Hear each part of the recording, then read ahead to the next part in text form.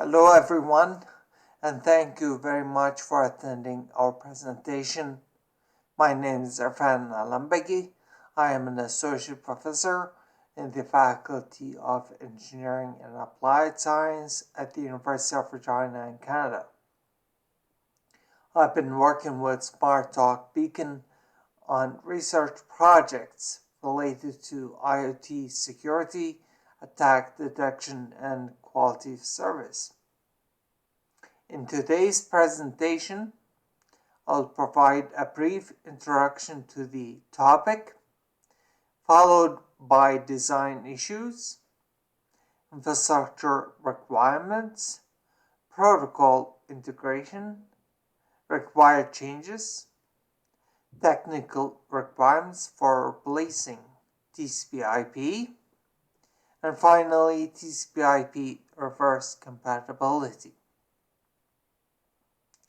Let us first start by asking a very basic question related to the Universal Communication Protocol. What will be the protocol requirement for TCP/IP replacement? i.e., what will be the requirements for Universal Communication Protocol for IoT systems? There are three core requirements to seamless IoT interconnection. The first requirement is a communication stack that supports low-power operation. This is specifically important for low-power IoT devices. TCP/IP currently does not focus on this important aspect. The second requirement is the communication stack should provide high reliability and low latency, meaning that quality of service should be a core component to support various critical IoT applications. The third requirement is a communication stack that enables secure communication environment. This is really important because security should be an integral component of this universal communication protocol. To have a clear understanding of this universal communication protocol, we need to understand several important design issues associated with the design requirements. The first design issue is related to quality of service. As we know, quality of service is a system and case specific. The concept of delay and reliability critical application is very important in the new protocol design. For example, quality of service for this application can be different from quality of service in another application, i.e., quality of service can be loosely defined, which can be challenging when integrating in the new protocol. Prioritization is the second issue. This is similar to quality of service. Different devices and applications require different treatment. Another design issue is resource allocation, meaning that supporting link layer subnet broadcast in a shared IoT network. How does this happen? How does this integrate in the new protocol? Another issue related to resource allocation is bandwidth management. For example, how can these lower layer network issues impact the application layer and the overall protocol development? This again ties to the concept of quality of service. How can a mission-critical application get allocated bandwidth? Another issue related to resource allocation is network node overload, meaning what happens when the network is saturated or a device is dropped from the network for any reason. Where would the resources come from, or would the resources be reallocated to? As it is known that monitoring is the main application in many IoT systems, the new protocol should support all categories of IoT monitoring applications, such as telemetry gathering, telemetry analysis, response systems, and so on. Packet dropping is another challenge, meaning that how can a device provide notifications to systems about problems and packet dropped.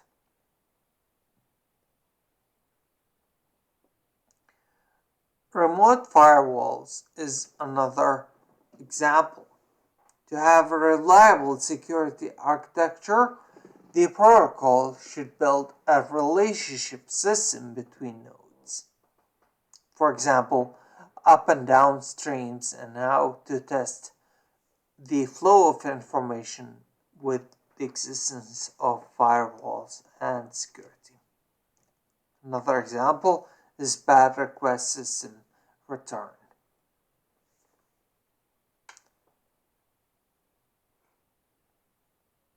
Another issue related to the firewalls is data mode types, and this is non-exclusive. It can be applied to other types of networks. This again ties to quality of service, i.e. traffic differentiation, which is related to guaranteed services or guaranteed delivery, and timely delivery, and how the protocol should consider these issues. Pathway or routing is another design issue related to how information is routed between devices.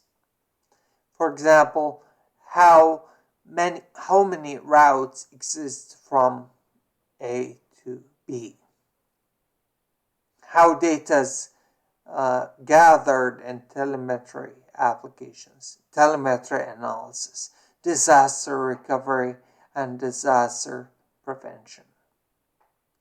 The big question here is that how do these issues impact protocol design from the point of view of routing?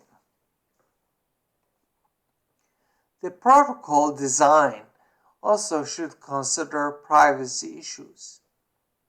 For example, the use of disposable IDs, which are required for privacy.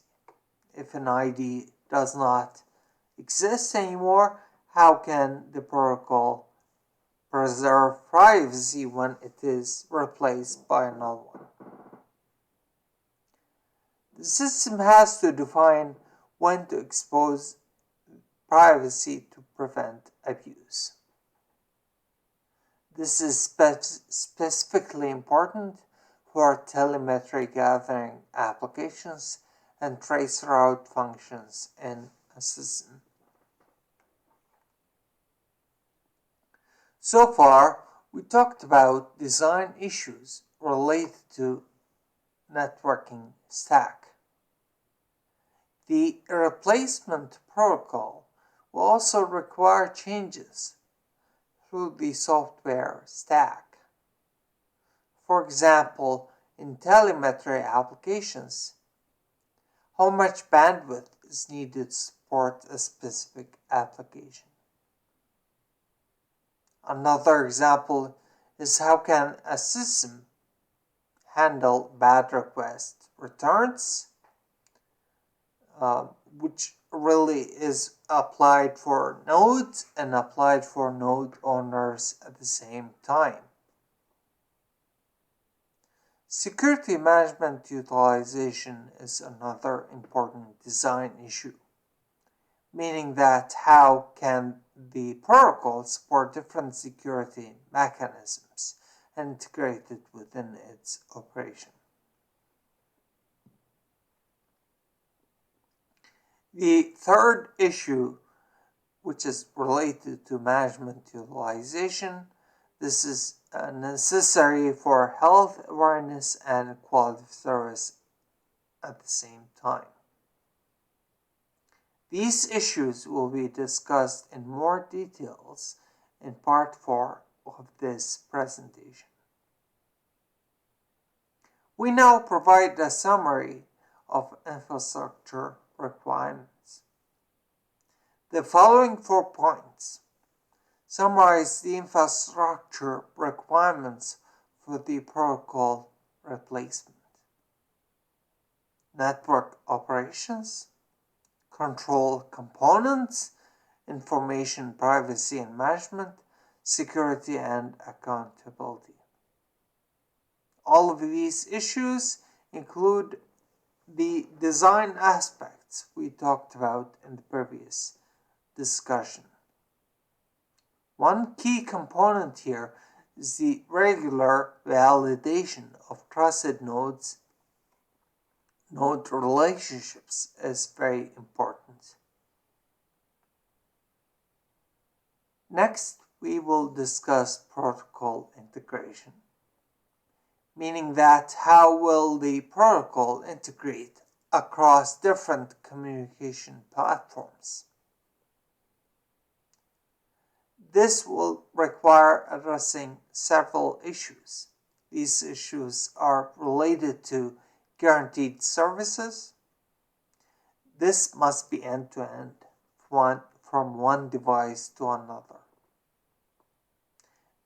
Another issue is point-to-point direct connection, scalability issues, which include computers or devices, bandwidth, scaling RMS, all of which are considered part of the scalability issues.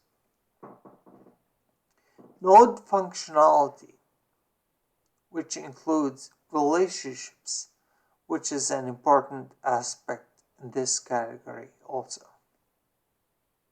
Knowledge operations, which is related to the node functionality and health of the node as well. These aspects are all tied to the concept of protocol independence, meaning that fiber, copper, and wireless, and they should provide common framework for all communication platforms. This is one example of a protocol independence. Here we have 2 examples. We have fiber or copper, or we have wireless. Here we consider data collection, data loss, and connection. In fiber and copper, data collection really is bandwidth and related to bandwidth discovery and allocation, and is affected by noise.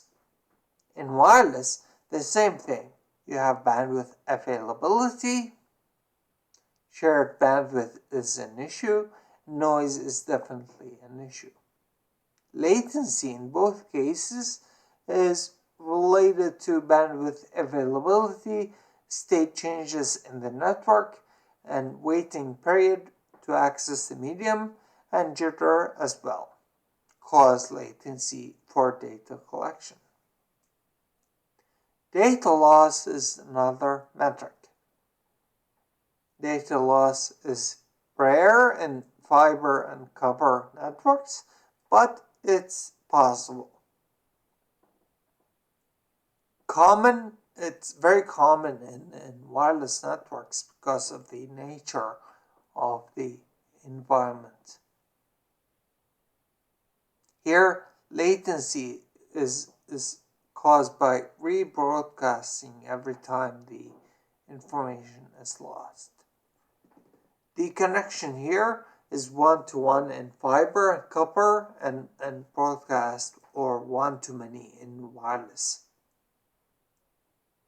So these simple examples provide a knowledge of how the infrastructure is really protocol independent. To summarize, the required changes are connection initiation process, number of concurrent connections, connection lifetime, which is the establishment and maintenance as well, security consideration, and acknowledgements. Finally, we discuss the concept of TCPIP reverse compatibility. It means making it possible for TCPIP to work with universal protocols. This can be done by developing an interconnection or interpretation layer that will handle and manage the process. Thank you very much for your attention.